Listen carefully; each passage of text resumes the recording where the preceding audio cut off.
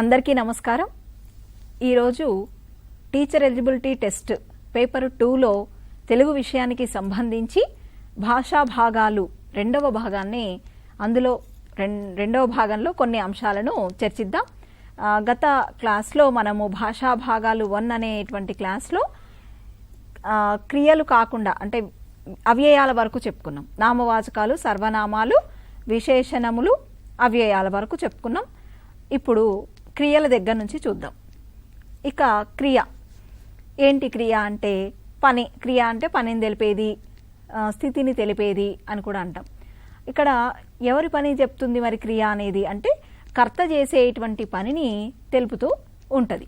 అంటే ఉదాహరణకు ఒక వాక్యాన్ని తీసుకుంటే నేను చదువుతున్నాను, నేను చదువుతున్నాను అనే వాక్యంలో ఇక్కడ క్రియ ఏంటి? చదువుతున్నాను అనేది క్రియ. అది మనకు తెలుస్తుంది, గుర్తుపట్టగలం మనం. పనిని తెలుపుతుంది.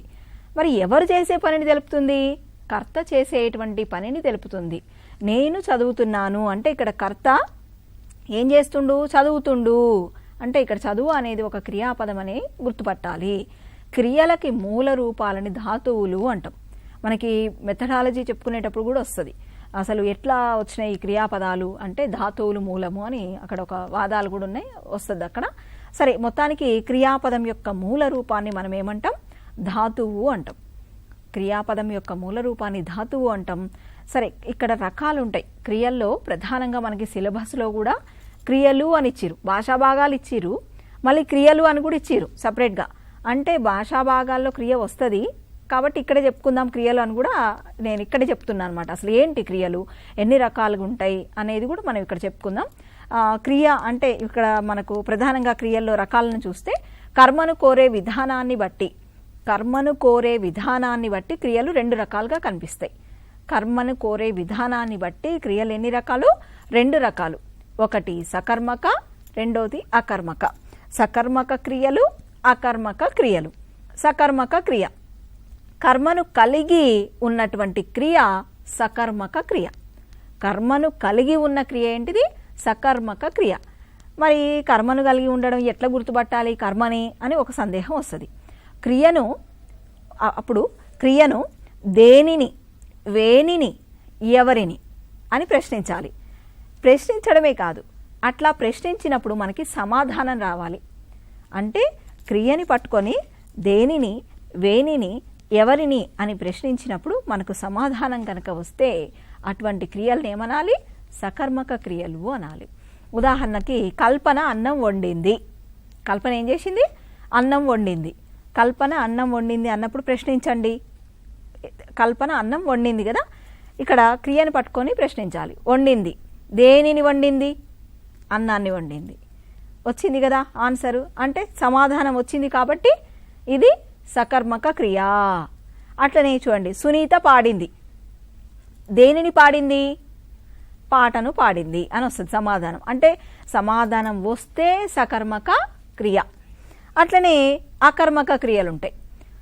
కర్మ లేని క్రియలను అకర్మక క్రియలు అంటాం. అంటే ఇక్కడ క్రియను దేనిని, వేనిని, ఎవరిని అని ప్రశ్నించినప్పుడు సమాధానం రాదు. అట్లా రాకపోతే దాన్ని అకర్మక క్రియ అనాలి. ఇప్పుడు కార్తీక్ వెళ్ళాడు అనుకోండి. కార్తీక్ వెళ్ళాడు, క్రియను పట్టుకొని అడుగుదాం ప్రశ్న. వెళ్ళాడు, దేనిని వెళ్ళాడు, వేనిని వెళ్ళాడు, ఎవరిని వెళ్ళాడు? అసలు ఆన్సర్ వస్తుందా అట్లా అడిగినప్పుడు? రాదు.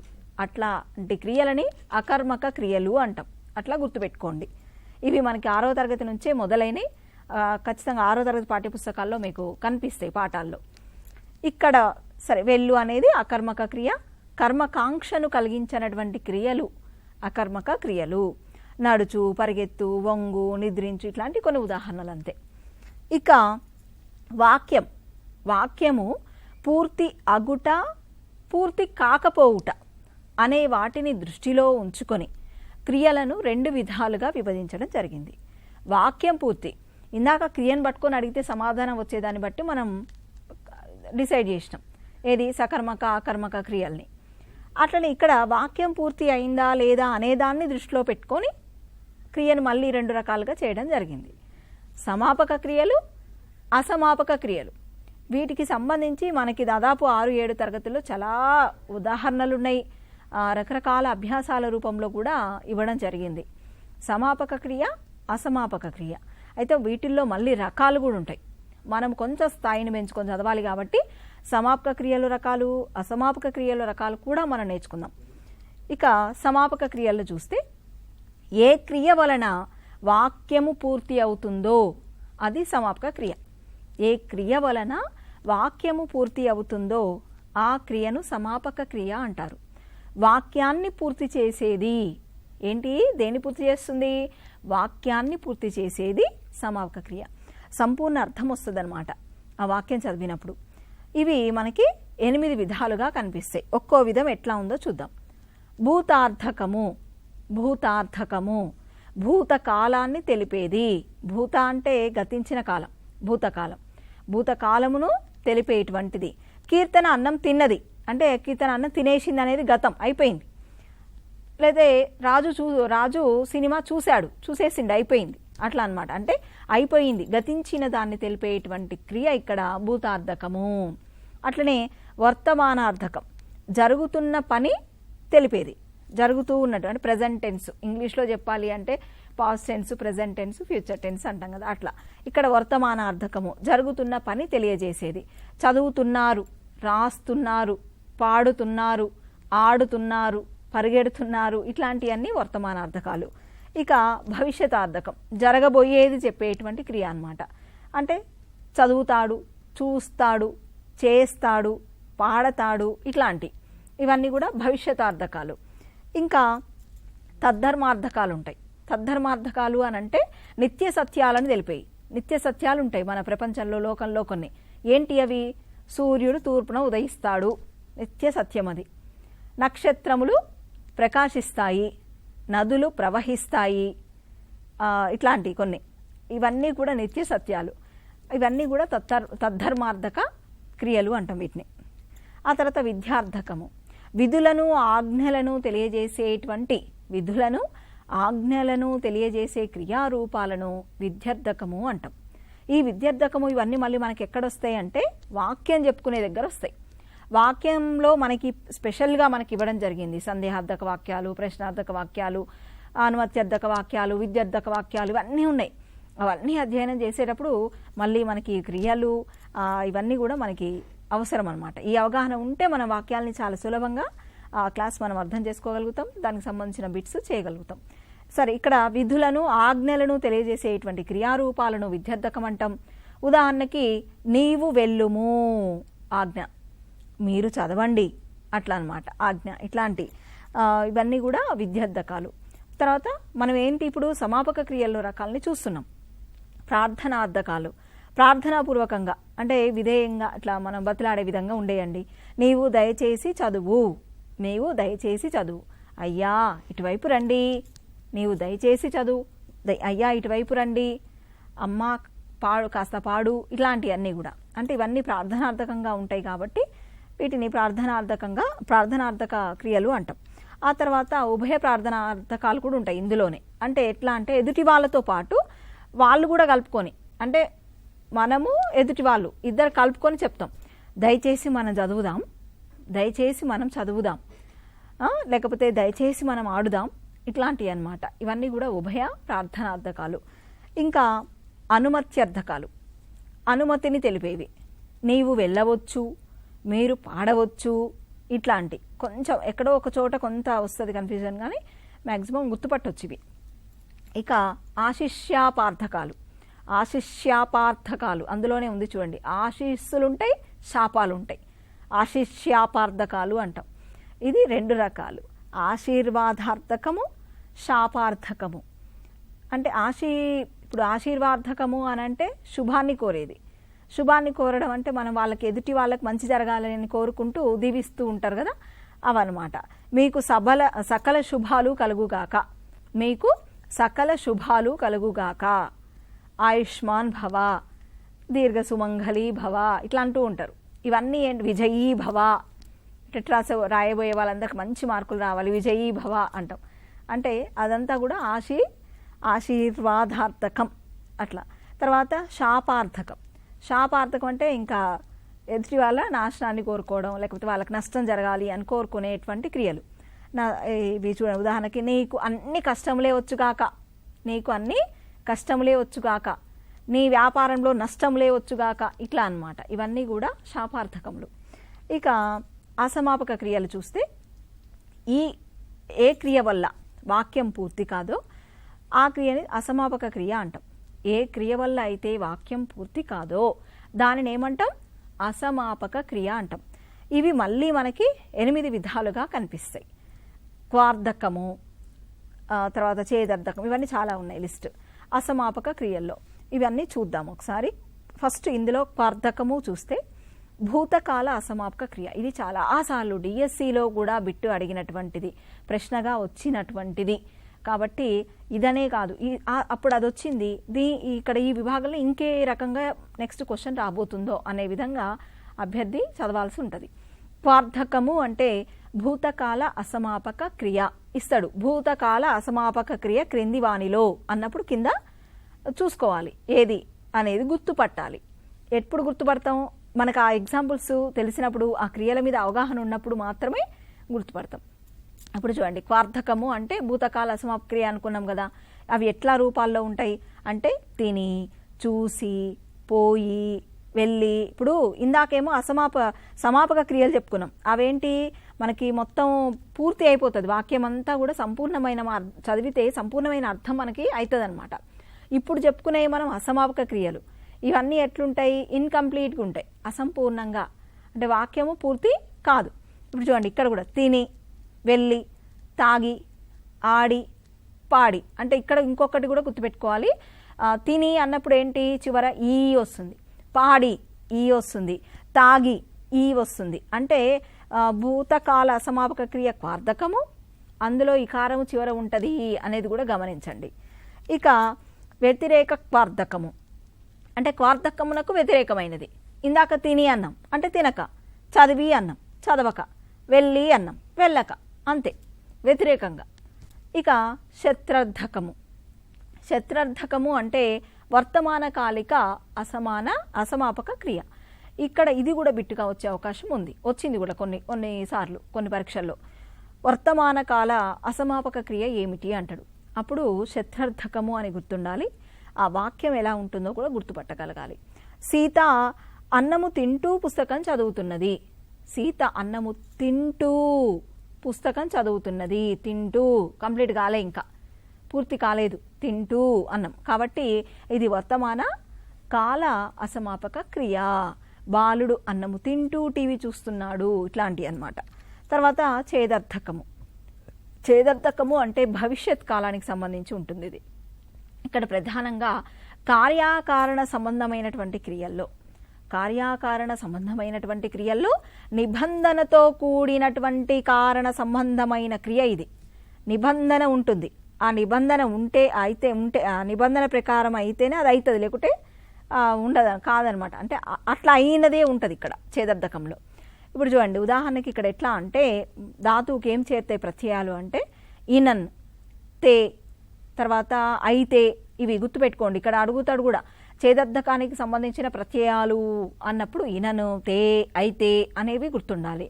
ఇవి చేరడం వల్ల అట్లా రూపం మనకి ఏర్పడుతుంది అనమాట. అంటే నిబంధన కార్యాకారణ అంటే ఒక కార్యకారణ సంబంధం అంటే ఏంది, ఒక కార్యం జరగడానికి అంటే ఒక పని జరగడానికి ఆ సంబంధం ఉన్నటువంటి, అంటే ఆ పని జరగడానికి దానికి కారణం ఏదో ఉంటుంది, అది ఉండడం వల్లనే ఈ పని జరుగుతుంది అనమాట. ఒకవేళ మనం ఒక పని జరగలేదు అనుకోండి, ఒక కారణాన్ని చెప్తాం కదా, అందువల్లే నాకు ఈ పని జరగలేదు అని. సరే, జరగలేదు అనేది ఇంకో దగ్గర వస్తుంది మనకు, కానీ ఇప్పుడు ఇక్కడ ఒకటి జరిగింది అని అంటే దానికి కారణాన్ని బట్టి మనం చెప్తాం అనమాట. అది చేదర్థకం. ఇక్కడ చూద్దాము, మనము ఉదాహరణ చూస్తే వానలు కురిస్తే పంటలు పండుతాయి అంటే కురిస్తే, స్తేలో తే ఉంది, అట్లా అనమాట. వానలు కురిస్తేనే పంటలు పండుతాయి. బాగా చదివితేనే ఉద్యోగం వస్తుంది. బాగా చదివితే ఉద్యోగం వస్తుంది అంటే తే ఉంది కదా, అట్లా. ఇవన్నీ కూడా అంటే చేదర్థకాన్ని గుర్తుపట్టడానికి బాగా చదివితే ఉద్యోగం వస్తుంది, లేకపోతే రాదు. అంటే కారణము ఉంది, నిబంధనతో కూడి ఉంది ఆ కారణం, అట్లా కారణ సంబంధమైనటువంటి క్రియ అన్నమాట ఇది. తర్వాత హేత్వర్థకము. కార్యాకారణ సంబంధమైనటువంటి క్రియలలో కారణ సంబంధమైన క్రియకు హేత్వర్థకం అని పేరు. కారణ సంబంధమైన క్రియ ఇందాక నిబంధనతో కూడినటువంటిది అది. ఇది చూద్దాం ఎట్లనో. వానలు కురిసి పంటలు పండాయి. వానలు కురిసి పంటలు పండాయి అంటే పంటలు పండడానికి ఇక్కడ ఒక కారణం, అంటే కారణాన్ని ప్రధానంగా చెప్తున్నాం ఇక్కడ. కురిసినాయి కాబట్టి పండుతున్నాయి అని. కొంచెం స్వల్పకాలిక తేడాలతో ఉంటాయి, గుర్తుపట్టాలి. కార్యకారణ సంబంధమైన క్రియలలో కారణ సంబంధమైనటువంటి క్రియకు హేత్వర్థకము అని పేరు. ఇది భూతకాలానికి సంబంధించింది, అంటే జరిగిపోయింది ఆల్రెడీ. వానలు కురిసి పంటలు పండాయి. బాగా చదివి ఉద్యోగం తెచ్చుకున్నాడు. అట్లా ఇక్కడ అంటే హేత్వర్ధకానికి సంబంధించి. తర్వాతకి అప్యర్థకం చూద్దాం. ఇది హేత్వర్ధకానికి వ్యతిరేకమైంది. కారణ సంబంధమైన క్రియ ఉంటుంది కానీ జరగదు పని. ఇందాక పని జరిగింది, పని జరిగినప్పుడు హేత్వర్ధకము అన్నాం. అంటే వానలు కురిసినాయి పంటలు పండినాయి, బాగా చదివిరు ఉద్యోగం వచ్చింది. అప్యర్థకానికి ఏంటి? వ్యతిరేకం అనమాట ఒక విధంగా. ఎట్లా అంటే ఇప్పుడు ఒక కారణం ఉంది కార్యం నెరవేరకపోవడానికి. ఉదాహరణకి వానలు కురిసినా పంటలు పండలేదు అంటే వానలు కురిసినా పండలేదు అంటే ఎందుకు పండలేదు అంటే దానికి మళ్ళీ ఏమైనా ఎరువులు తక్కువైనాయో, లేకపోతే నేల బాగాలేదో, నీటి సరఫరా సరిగ్గా లేదో, ఏదో ఒక అట్లా అనమాట. సరైనటువంటి సమయంలో వానలు అందలేదో, ఇట్లాంటి కారణాలు ఏవైనా ఉండొచ్చు. అంటే ఇక్కడ ఎట్లా కారణ సంబంధమైనటువంటి క్రియ ఉన్నప్పటికీ ఆ కార్యం నెరవేరదు, అంటే ఆ పని జరగదు. వానలు కురిసినా పంటలు పండలేదు, కావ్య బాగా చదివినా ఉద్యోగం రాలేదు. తర్వాత ఇట్లాంటి దాంట్లో ఈ క్రియల్లో ఇనా అనే ప్రత్యయం వస్తుంది, అది గమనించండి. అప్పుడు మీకు ఈజీగా గుర్తుపెట్టుకోవచ్చు. అప్యర్థకం అనగానే ఈనా, అప్యర్థకం అనగానే ఈనా అనే ప్రత్యయం గుర్తుంటే కురిసినా పంటలు పండలేదు అంటే ఇక్కడ ఇస్తాడు. ఉదాహరణకి ఒక వాక్యాలు ఇస్తాడు, ఒక 4 వాక్యాలు ఇచ్చి ఇందులో అప్యర్థకాన్ని గుర్తించండి అని అంటాడు. లేదా క్రింది వానలో ఒక వాక్యమే ఇచ్చి 2 వాక్యాలు ఇచ్చి అప్యర్థక వాక్యంగా మార్చమని అడగొచ్చు. అట్లా అనమాట. గుర్తించమని అడిగినప్పుడు తెలవాలి ఇది. తుమున్నర్థకము ఒక పని చేయడం కోసం మరొక పని చేసినప్పుడు ముందుగా చెప్పబడిన ఒక పని చేయడం కోసం మరొక పని చేస్తాం. అట్లా ముందుగా చెప్పబడిన దాన్ని తుమున్నర్థకం అంటాం. ఇప్పుడు ఉదాహరణకి నేను ఆటలాడాలంటే నాకు ఒక మైదానం కావాలి. అంటే నేను ఆటలు ఆడడానికి మైదానానికి పోతా. అట్లనే ఇప్పుడు సపోజ్ ఒక బాలుడు పాఠశాలకు చదువని పోయాను, ధోని మైదానమునకు ఆడన్ పోయాను, బాలుడు పాఠశాలకు చదవని పోయాను.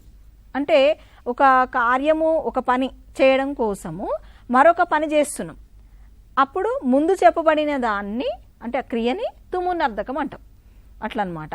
తర్వాత అనంత్యార్థకం ఒక పని జరిగిన తర్వాత ఆ తర్వాత జరిగిన పరిణామాన్ని తెలుపుతుంది అనమాట. ఇది ఒక పని జరుగుతుంది, దానివల్ల ఇంకోటి జరుగుతుంది, అది అనంత్యార్థకం. ఉదాహరణకి ఇక్కడ సూర్యచంద్రులను గుర్తుపెట్టుకుంటే అనంత్యార్థకం గుర్తుంటుంది. చంద్రుడు ఉదయించినప్పుడు కలువలు వికసిస్తాయి, అది సహజంగా జరిగేటువంటి ప్రకృతిలో. అట్లానే సూర్యుడు వస్తేనే తామరలు వికసిస్తాయి. అంటే సూర్యుడికి, తామరలకి, చంద్రుడికి, కలువలకి ఉంటుందన్నమాట. అంటే ఇక్కడ ఒకటి జరిగినప్పుడు ఆటోమేటిక్గా ఇంకోటి మార్పు కనిపిస్తూ ఉంటుంది, అది అనంత్యార్థకం. ఇంకా క్రియా ఫలితాన్ని దృష్టిలో పెట్టుకొని మనకి క్రియలు మళ్ళీ 2 రకాలుగా కనిపిస్తాయి. అది పరస్మై పదం, ఆత్మనే పదం. పరస్మై పదము అంటే చూడండి, తన కోసమే కాకుండా ఇతరుల కోసం పనిచేస్తే, తన కోసమే కాదు ఇతరుల కోసం కూడా పనిచేసినప్పుడు దాన్ని పరస్మై పదం అంటాం. అంటే అమ్మ అన్నం వండుతుంది, అమ్మ అన్నం ఒక్కతే వండుకొని తినదు కదా, అమ్మ అన్నం వండుతుంది అంటే అందరి కుటుంబంలో ఉన్న అందరికీ పెడుతుంది. అట్లా అంటే అమ్మ అన్నం వండుతుంది అన్నప్పుడు అందరికీ వర్తిస్తుంది, తన కోసమే కాకుండా ఇతరులకు కూడా వర్తిస్తుంది. అట్లాంటిది పరస్మై పదం. ఇంకా ఆత్మనే పదం. రమ వండుకొనుచున్నది, అన్నం వండుకొనుచున్నది రమ అంటే తన కోసం వండుకుంటుంది. ఆత్మనే పదము అని అంటే తన కోసం మాత్రమే పని చేస్తే, పని జరిగితే అక్కడ అది ఆత్మనే పదము అనేది గుర్తుపెట్టుకోండి. ఆత్మనే పదంలో కొను అనేటువంటి ప్రత్యయం ఒకటి చేరుతుంది, అది గుర్తుపెట్టుకోండి. ఇక క్రియా విశేషణం. క్రియలను అంటే మనకు మామూలుగా ఇప్పుడు క్రియల వరకు చూసినాం మనం.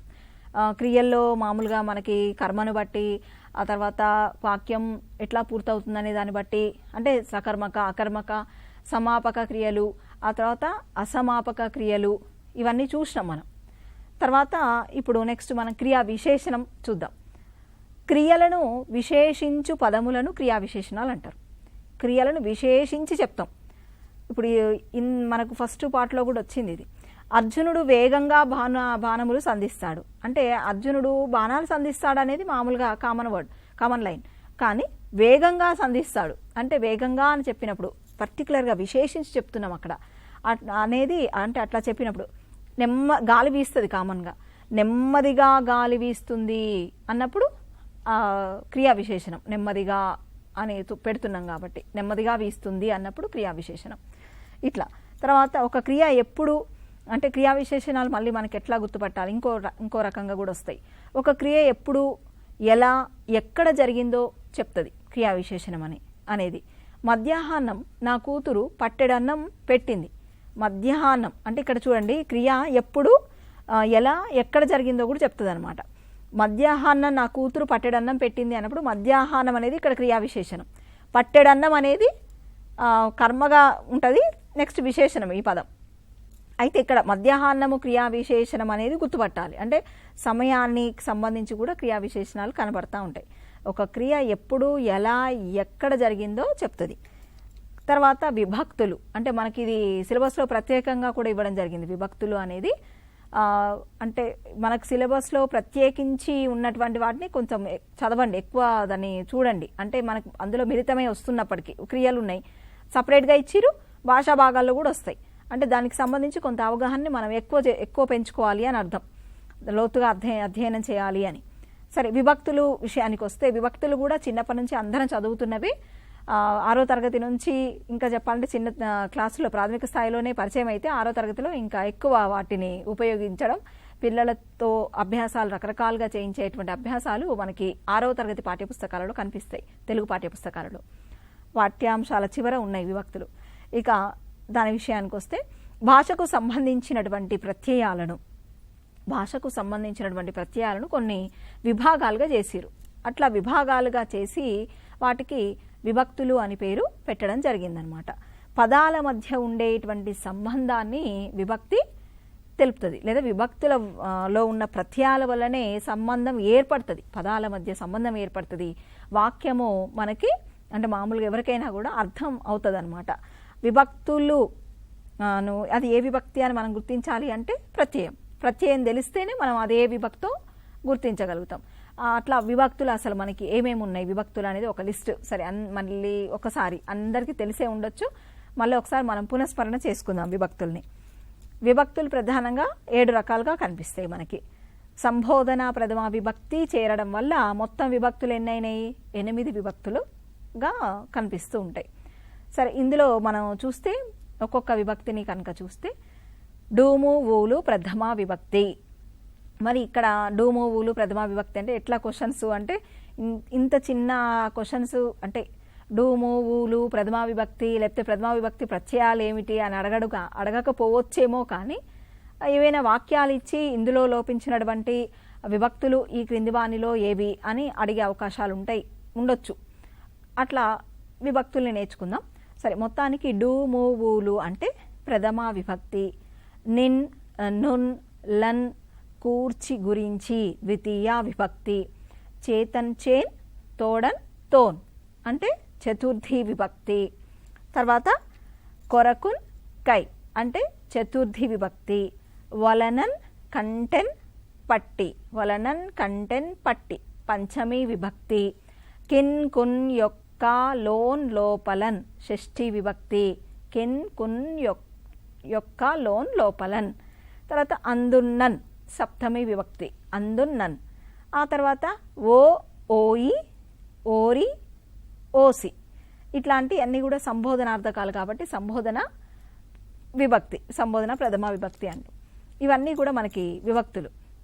వీటిని పదాల మధ్య సంబంధాన్ని తెలపడానికి ఉపయోగిస్తాం. ముఖ్యంగా విభక్తులు వస్తేనే సమాసాలు వస్తాయి, అది ప్రధానంగా ఇక్కడ చెప్పదలుచుకున్నది. విభక్తులు రాకపోతే మనము ఇచ్చినటువంటి సమాస పదంకి విగ్రహవాక్యం రాయాలి కదా, ఆ విగ్రహవాక్యం రాయటానికి చాలా ఇబ్బంది అవుతుంది, రాయలేమని చెప్పొచ్చు. ఇంకా చెప్పాలంటే మనకి విభక్తులు వస్తేనే ఆ సమాస పదాలలో ఏ ప్రత్యయాలు సరిపోతాయి అని గుర్తుపట్టి ఆ సమాసాన్ని గుర్తుపట్టడం జరుగుతుంది. కాబట్టి ఖచ్చితంగా విభక్తులు రావాలి. ఆ తర్వాత మనకున్నటువంటివి ఆశ్చర్యార్థకాలు. ఆశ్చర్యార్థకాల్లో ఏంటి ఇవి కూడా ఒకసారి చూద్దాం లిస్ట్. చిన్న చిన్నవి ఇవన్నీ. ఆశ్చర్యము, సంతోషము, జుగుప్స, భయము ఇట్లాంటి పదాలని తెలిపేవి అన్నమాట ఆశ్చర్యార్థకాలు. కేవలం ఆశ్చర్యం అనగా ఆశ్చర్యమే అని అనుకోవద్దు.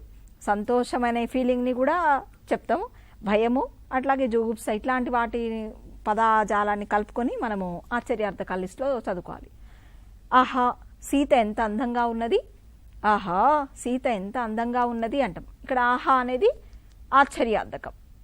చి చి ఇది అస్సలు బాగాలేదు, చి చి ఇది అస్సలు బాగాలేదు అంటే మనకు అది నచ్చలేదు, దాని పట్ల మనకు ఒక జుగుప్సా భావం ఉంది. లేకపోతే చీ చీ ఇతడు దుర్మార్గుడు అంటాం. ఆ చీచి అనేది ఆశ్చర్యార్థకం అనేది గమనించాలి. అయ్యో ఆమెకు అంత కష్టం వచ్చిందా అంటాం. అయ్యో అయ్యో అంటే ఆశ్చర్యార్థకం. ఆ తర్వాత ఆహా ఇవన్నీ మొత్తం ఒక ఆహా, అయ్యో, భలి, లేకపోతే బలి బలి, బలిరా ఇట్లాంటివన్నీ కూడా ఆశ్చర్యార్థకాల లిస్టులో ఉంటాయి. దీనికి ఇంకొకటి ఏంది, గుర్తు కూడా నిలువు గీత ఉండి కింద చుక్క ఉంటుంది కదా, అది ఎక్స్క్లమేటరీ మార్క్ అంటాం ఇంగ్లీష్లో. అయితే ఆశ్చర్యార్థకము, ఆశ్చర్యార్థకాలని లిస్టు ఒకసారి గుర్తుపట్టే విధంగా చూసుకోండి. తర్వాత మొత్తం అంటే ఇప్పటి వరకు మనం ఇందులో ఈ లిస్టులో కనుక మొత్తం మనం ఒకసారి చూస్తే క్రియల్లో ప్రధానంగా మనకి సకర్మక అకర్మక క్రియలు దాని గురించి చర్చించినాం. కర్మను కోరేవి, కర్మని కోరనివి, తర్వాత వాక్యాన్ని పూర్తి చేస్తాయి చేయవు అని చెప్పేసి ఇట్లా మొత్తం వివరించుకున్నాం. ఆ తర్వాత ఈ క్రియల్లోనే భాగంగా వాక్యాన్ని పూర్తి చేసేదాన్ని బట్టి అంటే సమాపక క్రియలని అసమాపక క్రియలు అని వాక్యాన్ని పూర్తి చేసేదాన్ని బట్టి కూడా మనము క్రియలని చెప్పుకున్నాం. ఆ తర్వాత మనకు ఇంకా విభక్తులు, తర్వాత ఆశ్చర్యార్థకాలు ఇవి కూడా చెప్పుకున్నాం. సో ఇవన్నీ కూడా భాషా భాగాల్లో భాగంగా మనం అధ్యయనం చేయాల్సి ఉంది. సముచ్చయాలు కూడా, సముచ్చయాలు ఏంటంటే మనం అవ్యయాల దగ్గరనే చెప్పుకున్నాం నిజానికి సముచ్చయాలని. సముచ్చయాలు మీకు వచ్చు అంటే ము ను అనేవి ఉకారం చివర ఉన్నటువంటి వాటికి రాముడును, ఇట్లా ఉకారం చివర లేని పదాలు తల్లి తండ్రి వాటికి తల్లియు తండ్రియు యు చేరుతుంది అనేటువంటివి సంబంధాన్ని అట్లా కలపడానికి ఉపయోగిస్తూ ఉంటాం వాటిని. సో ఇవన్నీ కూడా మనకి భాషా భాగాల్లో భాగంగా మనం అధ్యయనం చేయాల్సి ఉంటుంది. ఇది భాషా భాగాలకు సంబంధించినటువంటి క్లాసు. మరొక క్లాస్లో మనం మళ్ళీ కలుసుకుందాం. అందరికీ నమస్కారం, ధన్యవాదాలు.